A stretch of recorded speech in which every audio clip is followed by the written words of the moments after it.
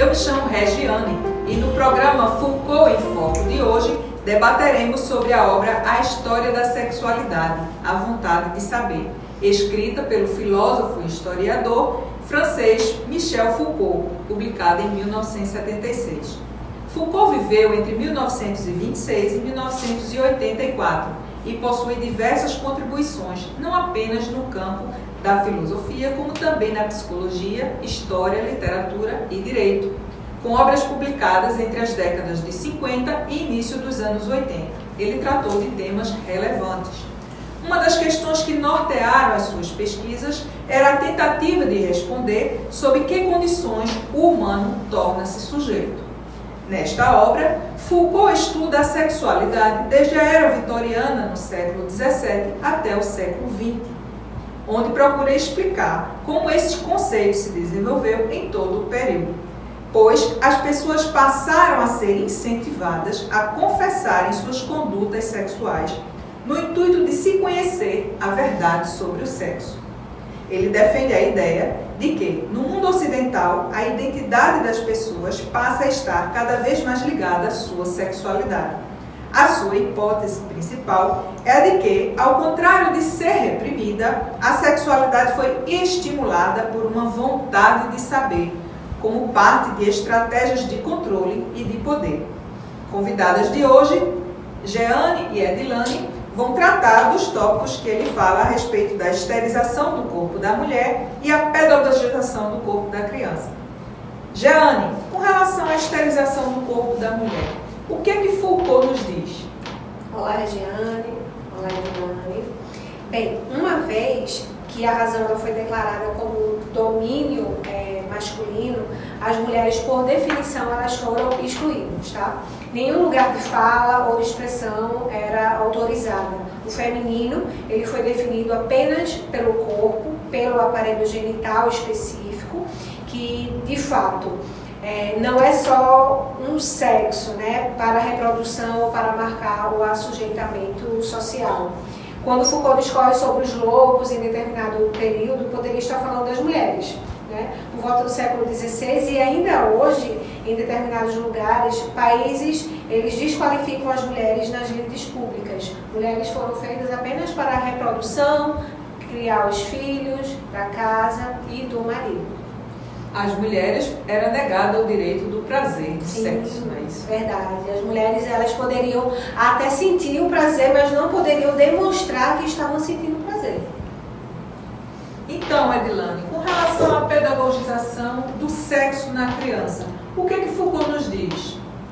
Foucault foi um pensador, um psicólogo à frente do tempo dele. Porque já naquele século, 17 e 18, ele via a pedagogização do sexo da criança como uma repressão que faziam com mulheres e com crianças sobre a sua sexualidade. As crianças não podiam se masturbar, não podiam se tocar, porque era feio, era um adoecimento, na verdade. O sexo masculino, naquela época, como era a razão, como tinha um domínio, ele colocava tanto a mulher na sua esterilização quanto na pedagogização da criança como algo feio, como algo indevido. O prazer não era admitido para as crianças, que nós sabemos que a sexualidade nada mais é do que um instinto saudável, humano, que era negado às crianças sentir o próprio corpo e se automasturbar. Pois Foucault em Foco volta em instantes. Vamos agora para um intervalo e no próximo bloco teremos Marcos e Sérgio tratando sobre a socialização das condutas de procriação e a psiquiatrização do prazer perverso. Até já!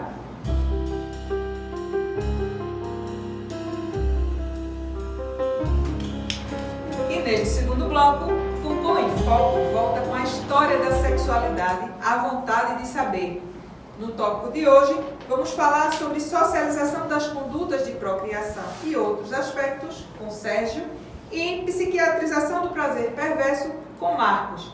Iniciamos com Marcos perguntando: Marcos, a respeito desse tópico, a questão da psiquiatrização do prazer perverso, o que Foucault nos diz?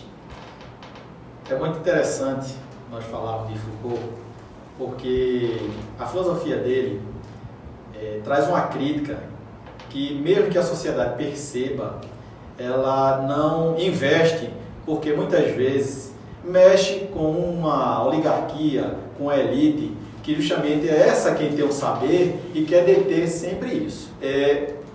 A sociedade foi criando situações. Veja, percebo que esse é um dos tópicos que se fala no domínio, que vem logo após o tópico da esterilização da mulher, da pedagogização da criança e da socialização.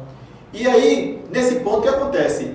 Se nesses 3 pontos a elite, a sociedade que dominava naquele momento, não conseguiu ainda fazer com que essa população, esse humano, ficasse, sei lá, rejeitado, foi necessário criar essa forma de psiquiatrizar. Então, assim, se eu, sabendo que a sexualidade é importante para o humano, se ela tem um poder, mas se o meu poder, eu não quero que seja ferido por ela. Então, aqueles que detêm, o humano, que sabe que tem um prazer, que no caso aí ele foi muito feliz em colocar, quer dizer, se eu tenho prazer com a sexualidade e eu não preciso do poder, mas o poder quer ter o acesso, quer dominar para poder ninguém ferir, então é dizer assim, então esse prazer nem todo mundo pode ter. Então prazer, nesse caso, eu vejo como prazer perverso. Então por isso foi criado nessa condição a forma de patologizar. Então eu vou patologizar, dizer que A ou B, ou C, ou a família, ou o humano, ou a mulher, ou a criança tem esse distúrbio para que eu possa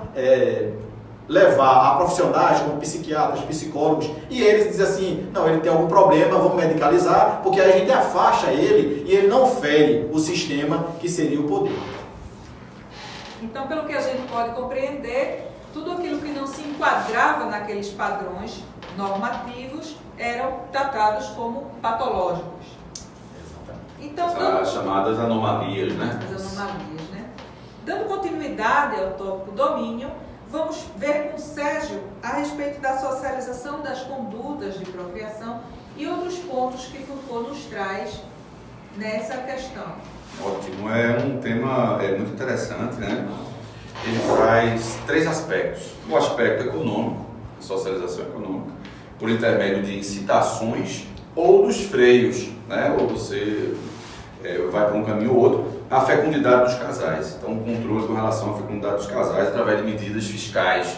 A gente viu isso em alguns países aí pelo mundo, né? Socialização política através da responsabilização dos casais com relação ao todo social, né? Ao corpo social. Para limitar ou para reforçar determinado aspecto sexual. E socialização médica, através pelo valor patogênico, né, atribuído às práticas de controle de nascimentos de indivíduos, né, ou da espécie. Então, são esses os 3 tópicos, né? Agora, Foucault ele vai aprofundar esses temas que diz respeito à socialização do poder. Ele fala assim que a sexualidade é o nome que se dá a um dispositivo histórico, certo? Na verdade, ele concebe esse dispositivo como uma grande rede de superfície, as claras, né? De estimulação dos corpos, intensificação dos prazeres, incitação do discurso e a formação dos conhecimentos, tá certo? Ele diz que a partir do século XVII surgiu, né, as dinâmicas sociais fizeram surgir um outro dispositivo, que é o dispositivo da aliança, ou de aliança, que é um dispositivo que visa um sistema de matrimônio, que visa um sistema de fixação, desenvolvimento de parentescos e transmissão dos nomes e dos bens. Mas isso foi, de certa forma, perdendo um pouco a sua importância para os processos econômicos e as estruturas políticas, não é? por de repente não ser mais tão adequado. Quer dizer, existia um outro sistema que também era, digamos assim, de interesse, né, dos sistemas políticos e econômicos, que é um dispositivo que as sociedades modernas inventaram, segundo Foucault, que se chama dispositivo da sexualidade. Bom, gente, terminamos esse bloco Foucault em Foco, deixando uma colocação de Foucault a respeito do tema da sexualidade. Nessas estratégias, de que se trata? De uma luta contra a sexualidade? De um esforço para assumir o seu controle? De uma tentativa de melhor regê-la e ocultar o que ela comporta de indiscreto, intrigante, indócil? De uma maneira de formular a seu respeito essa parte, de saber que poderia ser aceitável, útil, sem mais? De fato, trata-se antes da própria produção da sexualidade. Até o próximo